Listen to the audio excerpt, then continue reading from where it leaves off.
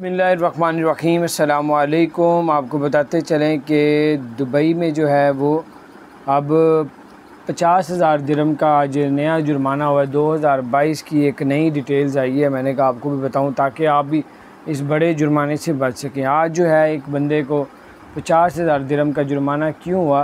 हालांकि इतना बड़ा काम उसने नहीं किया था, सिर्फ पुलिस की गाड़ी की वीडियो बनाई उसने, जो पेट्रोलियम जो गाड़ी जो पुलिस की वीडियो बना के उसने अपने किसी दोस्त को सेंड की।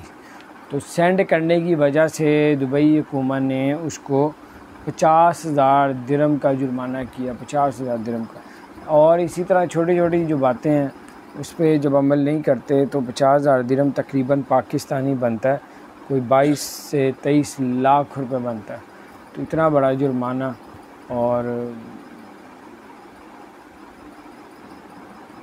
ताकि बड़े नुकसान से बच सकें इसलिए आपको छोटी छोटी सारी खबरें बताते रहते हैं। मेरा ख्याल रखें, चैनल को सब्सक्राइब नहीं